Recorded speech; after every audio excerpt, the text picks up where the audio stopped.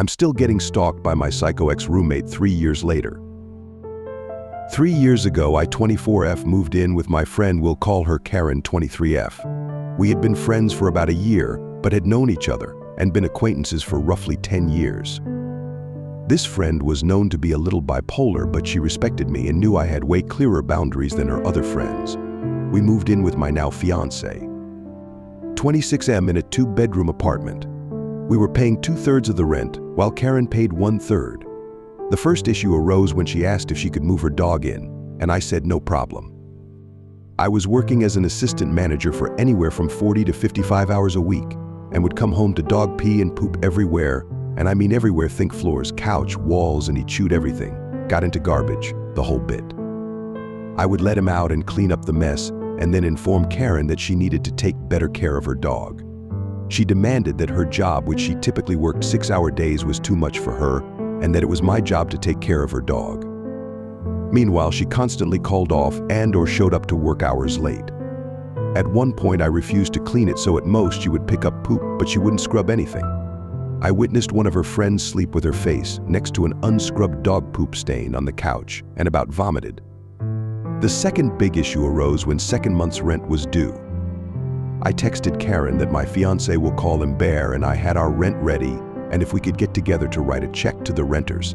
She told me the banks were closed and she didn't have the money. As if the banks not being open made up for your poor planning. So we had to rearrange our finances to cover her third of the rent. I texted her that we covered it for her and that she owed us 1/3 of rent. She replied after a few hours that her mommy paid it, so her rent for next month would be covered. I replied that would mean that my fiancé and I were 1/3 ahead and she would still owe next month, as we were the ones that paid extra. She argued and was adamant that we were wrong and that she was not going to pay. Another issue was food. In the first month that we lived there, we spent $600 on food to fill the house and pantry, while Karen shopped with me and bought equal amounts of food. I budget very well with food, and one way I do that is buying store brand products. Karen kept snapping that she didn't like store brand and that I was pissing her off. I told her that what I buy for myself was none of her business, as we were both buying our own groceries. I caught her sending her BF to work with my food. We're talking a whole 12-pack of stuff, and I got irritated. The food waste really ticked me off when one time I had friends over for a party and came out the next day to my food all thrown out or just shoved out of the fridge, but still in containers. Karen's excuse was there was no room for her food in the fridge, so she emptied it completely. After 3 weeks, I ran out of $600 worth of food and had to yet again rearrange my budget to allow for more groceries.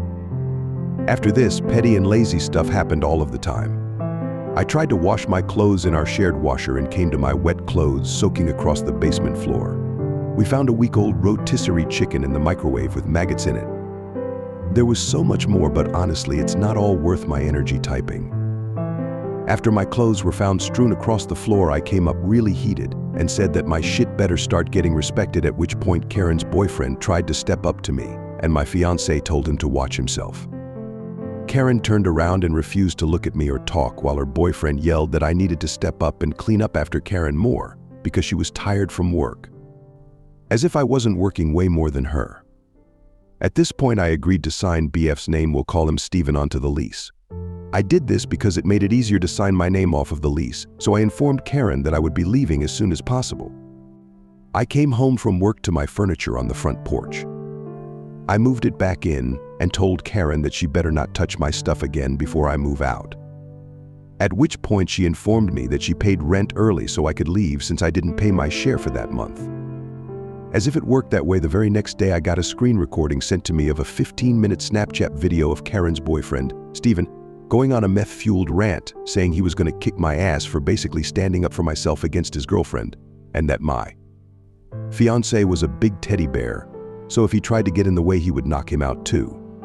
Then went on a rant saying the house being a mess was my fault, and the dog mess was also my responsibility. The whole video was a mess, and you could tell he was on drugs, but it was enough to make us decide that we were just done. So I called my dad and asked for help moving furniture. We showed up to our apartment to find Steven sitting there with a handgun on the coffee table in front of him, and Bear exploded.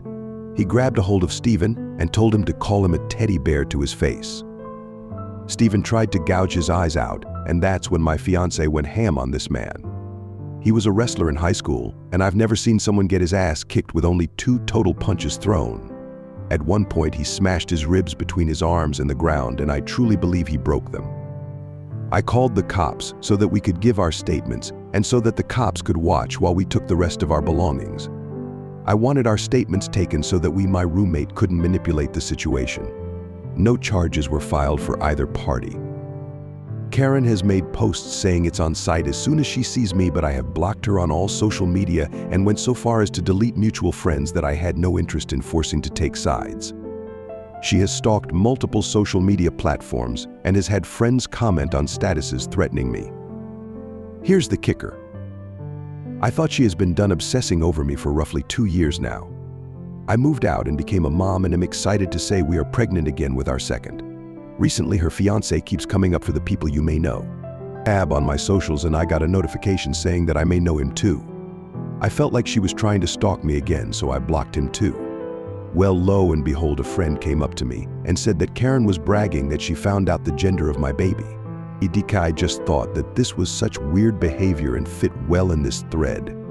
I feel like I will forever have a fan, because no matter how hard I try to block her, I find out that she's studying my life again. Too bad you can't block a person in real life, LOL.